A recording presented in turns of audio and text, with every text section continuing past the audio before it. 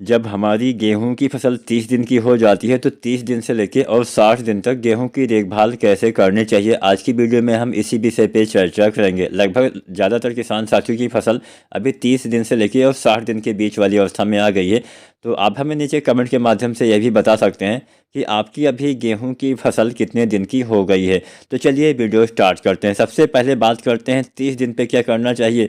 तो अगर आपने अभी तक पहला पानी नहीं लगाया है तो सबसे पहले तो आपको पहली सिंचाई करनी होती है। पहली सिंचाई का समय 20-25 दिन का होता है, लेकिन यह समय मिट्टी के हिसाब से बदल भी सकता है। हल्की मिट्टी में नमी अगर पहले ख़त्म हो जाती है तो आप पहले भी सिंचाई कर सकते हैं। अगर नमी बाद में रहती है तो आप देर से भी सिंचाई कर सकते हैं। देर से बुआई की है तो अक्सर हमारे किसान साथी 25 से 30 दिन पे पहला पानी लगाते हैं, क्योंकि नमी बनी रहती है। तो अपने हिसाब से आपको पानी का चयन करना है। मैं बोलूँ कि हाँ पानी आप लगा दीजिए, लेकिन आपके खेत में नमी पर्याप्त मात्रा में है, आप पानी भर देंगे तो क्या होगा, नुकसान ही तो होगा। तो आपको अपने हिसाब से सब कुछ करना होता है। आपको अच्छे से देखभाल करनी होती है। मिट्टी में नमी हो तब आप पानी मत लगाइए, नमी की कमी हो तभी आप लगाइए। तो यहाँ पे पहला पानी अगर आपने नहीं लगा है तो लगाइए। उसके बाद कुछ खादों का इस्तेमाल करिए। इस अवस्था में आपको पहली चीज़ तो डालनी होती है यूरिया। यूरिया 40 से 45 किलो डालिए।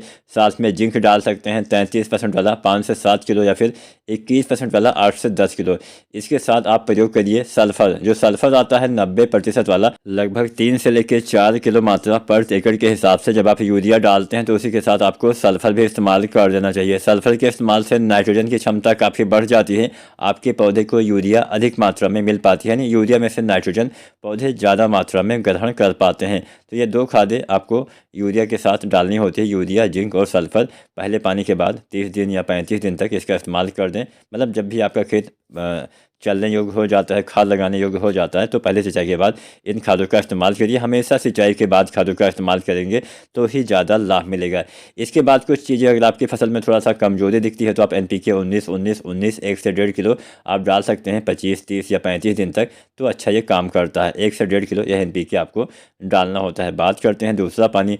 गेहूं की फसल में दूसरा पानी 40 से 45 दिन की अवस्था में लगाना चाहिए। अब जब आप दूसरा सिंचाई करते हैं तो उसके बाद भी हमें यूरिया देना होता है। दूसरे पानी के बाद यूरिया 40 से 45 किलो आपको इस्तेमाल करना होता है। बात हम गबरूट अवस्था की भी कर लेते हैं।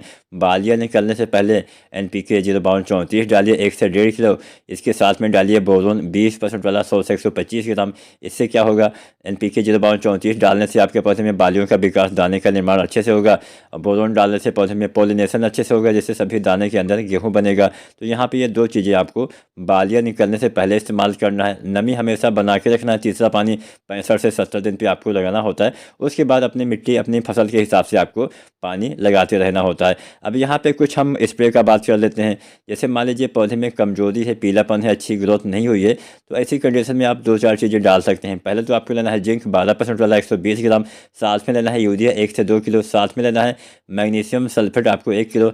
साथ में लेना है फेरस सल्फेट आपको 500 ग्राम, यानी आधा किलो। ये 4 चीज़ें आपको लेनी है। इनका आपको स्प्रे विधि से प्रयोग कर देना है। इनके इस्तेमाल से आप चाहे तो मैग्नीज सल्फेट भी ले सकते हैं 250 ग्राम। तो ये 5 चीज़ें अलग अलग घोल बनाइए, उसके बाद एक साथ इस्तेमाल कर सकते हैं। इसके इस्तेमाल से पौधे में माइक्रोन्यूट्रिएंट्स की कमी दूर हो जाएगी, यानी सूक्ष्म तत्वों की कमी दूर हो जाएगी, जिससे पौधे में अच्छे से हरियाली आएगी, पौधे में अच्छे से ग्रोथ होगी, पौधे में कल्ले का निर्माण अच्छे से होगा। इसका इस्तेमाल 20 दिन से लेके और लगभग 40-45 दिन तक इसका इस्तेमाल आप कर सकते हैं। मतलब पहले पानी से दूसरे पानी के बीच में इसका इस्तेमाल करेंगे तो अच्छा लाभ मिलेगा। अब यहाँ पे एक खाद ऐसी जिसका इस्तेमाल अक्सर हम भूल जाते हैं, जो हमने यहाँ पे पहले फार्मूला बताया, zinc, magnesium sulphate, ferrous sulphate, साथ में यूरिया, साथ में हमने बताया मैग्नीज सल्फेट। इनका अलग अलग घोल बना के आपको एक साथ इस्तेमाल करना है तो ही ज़्यादा लाभ मिलेगा।